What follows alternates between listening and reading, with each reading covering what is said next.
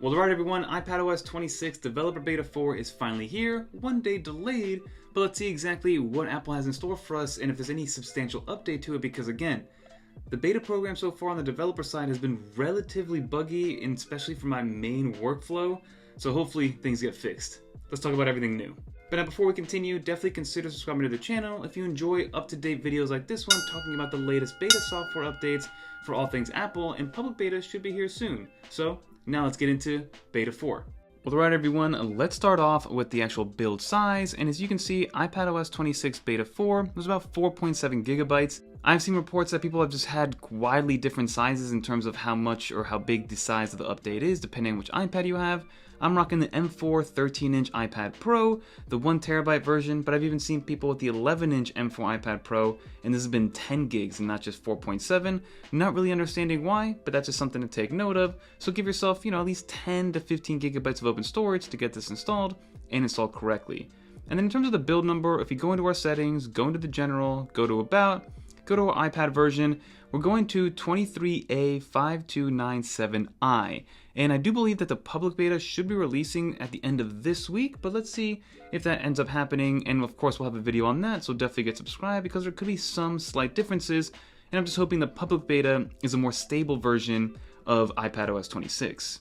So now, in terms of what's new, the first thing that happens when you jump onto the iPad itself on Beta 4 is that you get that splash screen again when it comes to summarized notifications.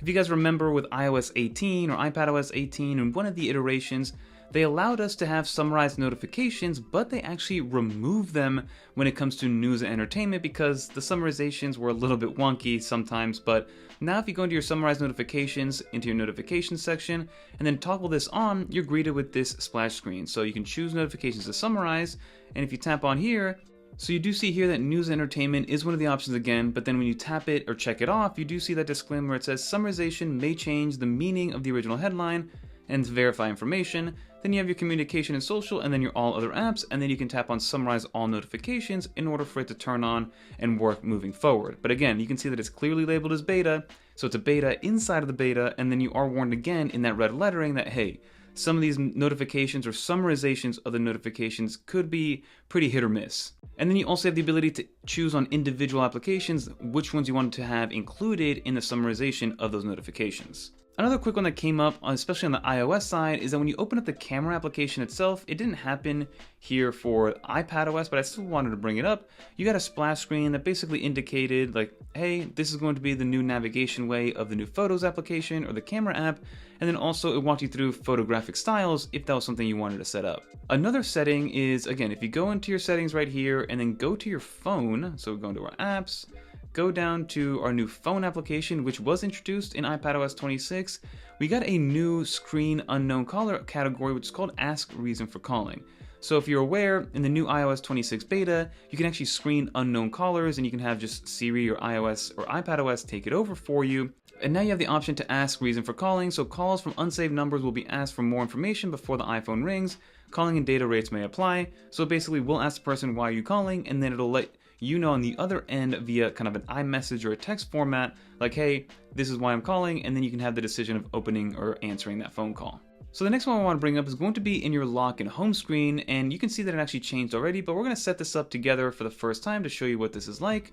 But if you go down, again, we got a bunch of new wallpapers last time over here, but we now have this one all the way to the left. All the way to the left looks identical to this one, but that's because it's a dynamic wallpaper. So you can see that it is changing in real time. It went from that blue to the purple to that kind of ruby color, and you can see down here that it shows that it is dynamic. You can swipe across to get the shadow, the sky, the halo, or the dusk, or you can just have it do its whole thing, again, dynamically change on the lock screen.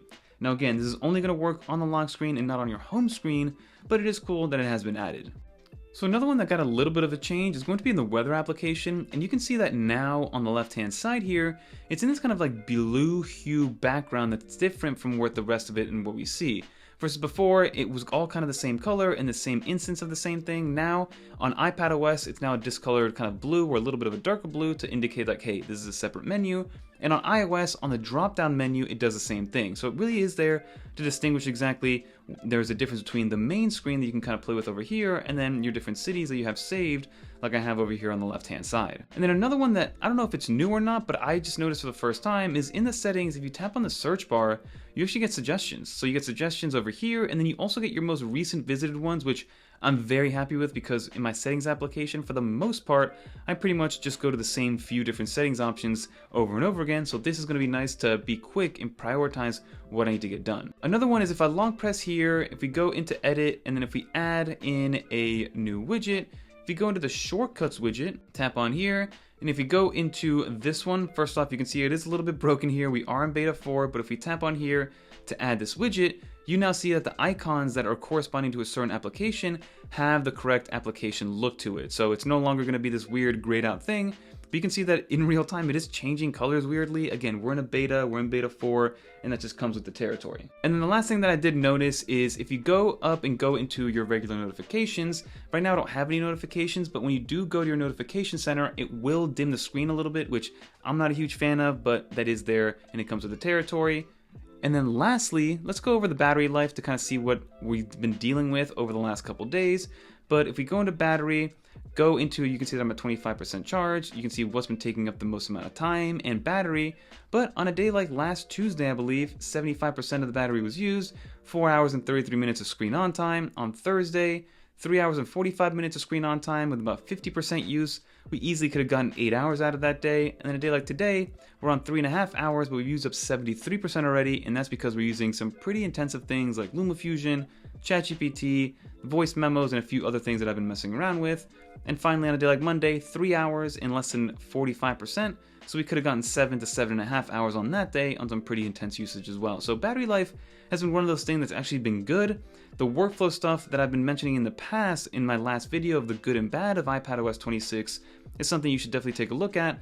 But overall, the actual day-to-day function has been fine. There's been some detrimental things to my workflow, especially with external SSD support and file management, which has been a little bit iffy, but let me know in the comment down below if you want some more specifics on that in a future video. But that's everything new with iPadOS 26 Beta 4. Let's finish up this video.